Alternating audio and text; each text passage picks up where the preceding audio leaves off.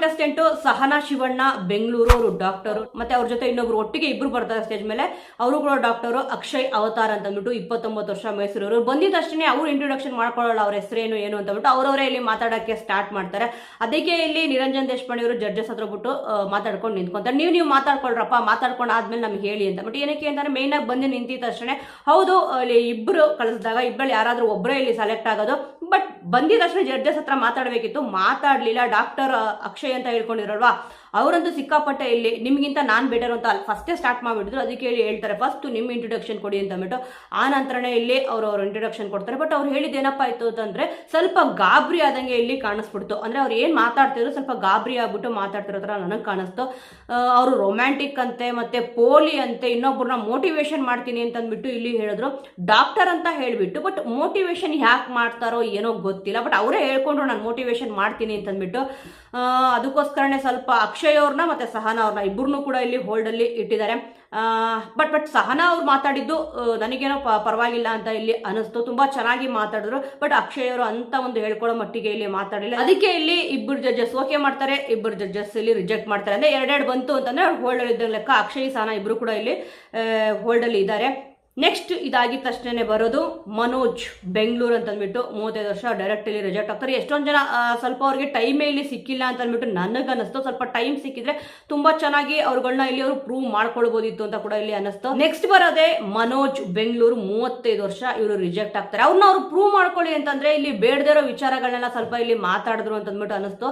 ಹೋಗಿ ನೀವು ಇಲ್ಲಿ ರಿಜೆಕ್ಟ್ ಆಗಿದ್ದೀರಾ ಅಂತ ಹೇಳಿದ್ರು ಕೂಡ ಅವ್ರು ಹೋಗಕ್ಕೆ ರೆಡಿ ಇಲ್ಲ. ನೋಡಿ ಕೆಲವೊಮ್ಮೆ ಏನಾಗುತ್ತೆ ಅಂತಂದ್ರೆ ಒಂದು ಸ್ಟೇಜ್ ಸಿಕ್ಕಾಗ ಆ ಒಂದು ಟೈಮಲ್ಲಿ ಅವ್ರನ್ನ ಪ್ರೂವ್ ಮಾಡ್ಕೋಬೇಕು. ಅದಾದ್ಮೇಲೆ ಟೈಮ್ ಮುಗ್ದೋದ್ಮೇಲೆ ನಾವು ಪ್ರೂವ್ ಮಾಡ್ಕೊಂತೀವಿ ಅಂತಂದ್ರೆ ಖಂಡಿತವಾಗ್ಲೂ ಇಲ್ಲಿ ಅದು ಅಸಾಧ್ಯ ಅಂತಾನೆ ಇಲ್ಲಿ ಹೇಳ್ಬೋದು.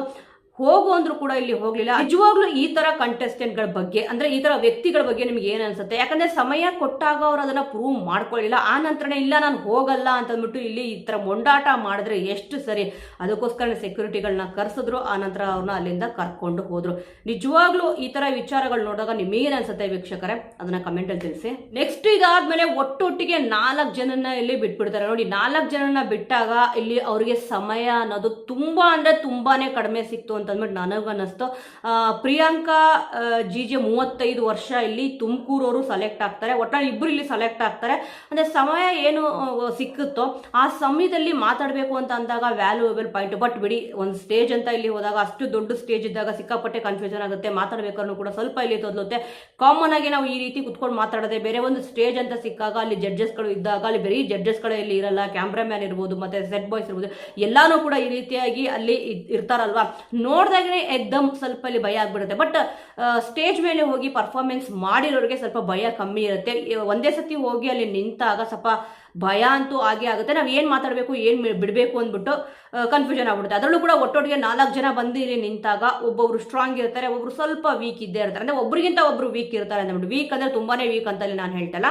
ಮಾತಾಡ್ಬೇಕಾದ್ರೆ ಇಲ್ಲಿ ಅವ್ರು ಹೇಳ್ತಾರೆ, ಅವರೆಲ್ಲ ಇಲ್ಲಿ ಚರ್ಚೆ ಮಾಡ್ತಿದ್ರೆ ನೀವು 4 ಜನ ಬಂದಿದ್ರೆ ಇಲ್ಲಿ ಇಬ್ರು ಮಾತ್ರ ಸೆಲೆಕ್ಟ್ ಮಾಡ್ಕೊಳಕ್ಕಾಗುತ್ತೆ, ಮಾತಾಡಿ ಅಂತ ಅಂದ್ಬಿಟ್ಟು. ಬಟ್ ಇಬ್ರು ಫೇಲ್ಯೂರ್ ಆಗ್ತಾರೆ, ಇಬ್ರಲ್ಲಿ ಸೆಲೆಕ್ಟ್ ಆಗಿ ಹೋಗ್ತಾರೆ. ಅದಾಗಿದ ತಕ್ಷಣ ಶಿವಕುಮಾರ್ ಆರಾಧ್ಯ 37 ವರ್ಷ, ಅವರು ಕೂಡ ಇಲ್ಲಿ ರಿಜೆಕ್ಟ್ ಆಗ್ತಾರೆ. ಅಂದ್ರೆ ಅವರಿಗೆ ಸಿಕ್ಕೋ ಸಮಯದಲ್ಲಿ ಅವರು ಬೇಗ ಪ್ರೂವ್ ಮಾಡ್ಕೋಬೇಕು ಇಮಿಡಿಯೇಟ್ ಆಗಿ. ಇವಾಗ ಹೇಳಲ್ವಾ, ನಮ್ಗೆ ಎಷ್ಟು ಕಾಲಾವಕಾಶ ಕೊಡ್ತಾರೆ ಆ ಒಂದು ಕಾಲಾವಕಾಶದಲ್ಲಿ ನಾವು ನಮ್ಮನ್ನ ಪ್ರೂವ್ ಮಾಡ್ಕೊಂಡ್ಬಿಟ್ಟು ಜಡ್ಜ್ಗಳು ಇಲ್ಲಿ ಇಂಪ್ರೆಸ್ ಆಗಬೇಕು ಅಂದ್ರೆ ಏನಂತ ದೊಡ್ಡದೇನು ಇಲ್ಲಿ ಇಂಪ್ರೆಸ್ ಮಾಡಬೇಕಾಗಿದ್ದು ಇರಲಿಲ್ಲ.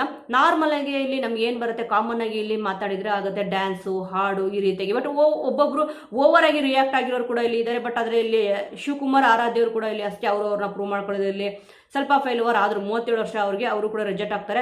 ನೆಕ್ಸ್ಟ್ ಬರೋದ್ರಲ್ಲಿ ಪ್ರಕಾಶ್ 32 ವರ್ಷ ರಿಜೆಕ್ಟೆಡ್. ಏನ್ ಮಾಡ್ತೀರಾ ಅಂತಂದ್ರೆ, ಏನೋ ನಮ್ಮ ಬಿಗ್ ಬಾಸ್ ಕಪ್ ಎತ್ಕೊಂಡು ಹೋಗ್ತೀನಿ ಅಂತ ಅಂದ್ಬಿಟ್ಟು ಇಲ್ಲಿ ಹೇಳ್ತಾರೆ. ಅಷ್ಟನ್ನು ಮಾತ್ರ ಇಲ್ಲಿ ತೋರಿಸಿದ್ರು.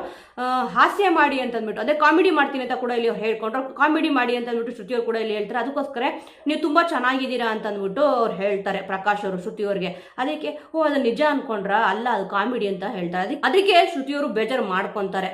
ಹಾಸ್ಯಗೂ ಅಪಹಾಸ್ಯಗೂ ಇಲ್ಲಿ ವ್ಯತ್ಯಾಸ ಇದೆ ಅಂತ ಅಂದ್ಬಿಟ್ಟು ಇಲ್ಲಿ ಹೇಳ್ತಾರೆ. ಹೇಳ್ತಾರೆ. ಬಟ್ ಆ ಒಂದು ಸ್ಟೇಜ್ ಮೇಲೆ ಹೌದು ಮನೆಯೊಳಗಡೆ ಎಂಟ್ರಿ ಕೊಟ್ಟಾದ್ಮೇಲೆ ಇಲ್ಲಿ ಬೇರೆ ರೀತಿ ಮಾತಾಡ್ಲೇಬೇಕಾಗತ್ತೆ. ಕೆಲವೊಂದ್ಸತಿ ಏನಂದ್ರೆ ನಾವು ಅಪಹಾಸ್ಯನೇ ಇಲ್ಲಿ ಅದನ್ನ ಹಾಸ್ಯ ಅಂತ ಅಂದ್ಬಿಟ್ಟು ಅನ್ಕೊಂಡ್ಬಿಟ್ಟಿರ್ತೀವಿ. ಅವ್ರು ಇಲ್ಲಿ ಆ ರೀತಿಯಾಗಿ ಅಪಹಾಸ್ಯ ಮಾಡಿದಾಗ ಇಲ್ಲಿ ಶ್ರುತಿ ಅವ್ರು ಹೇಳ್ತಾರೆ ಹಾಸ್ಯಗೂ ಅಪಹಾಸ್ಯಗೂ ಇಲ್ಲಿ ವ್ಯತ್ಯಾಸ ಇದೆ ಅಂತ ಅಂದ್ಬಿಟ್ಟು. ಪ್ರಕಾಶ್ 32 ವರ್ಷ, ಅವರು ಕೂಡ ಇಲ್ಲಿ ರಿಜೆಕ್ಟ್ ಆಗ್ತಾರೆ. ಒಟ್ಟೊಟ್ಟಿಗೆ 3 ಜನ 4 ಜನ ಇಲ್ಲಿ ಬಿಟ್ಟಾಗ ಸಮಯ ಸ್ವಲ್ಪ ಕಮ್ಮಿ ಸಿಕ್ತು ಅಂತ ಕೂಡ ನನಗೂ ಇಲ್ಲಿ ಅನಿಸ್ತು. ಬಟ್ ಸಿಕ್ಕಿರೋ ಸಮಯದಲ್ಲಿ ಅವ್ರನ್ನ ಅವರು ಪ್ರೂವ್ ಮಾಡ್ಕೊಳಕ್ಕೆ ಆಗಿಲ್ಲ. ಸಮಯ ಅಂತೂ ಇಲ್ಲಿ ಸಿಕ್ಕಿತ್ತು, ಬೇರೆಯವ್ರಿಗೆ ಸಿಕ್ಕದಷ್ಟು ಇಲ್ಲಿ ಟೈಮಿಂಗು ಅವ್ರಿಗೆ ಸಿಕ್ಲಿಲ್ಲ ಅಂತ ಕೂಡ ನನಗೆ ಇಲ್ಲಿ ಅನಿಸ್ತು. ಅದಾದ್ಮೇಲೆ ಒಟ್ಟೊಟ್ಟಿಗೆ 4 ಜನ ಬಿಟ್ಟಿದ್ರಲ್ವಾ, ಇಲ್ಲಿ ಪ್ರಕಾಶ್ ಅವರು ಕೂಡ ಅಷ್ಟೇ ಅವರು ಫೇವರ್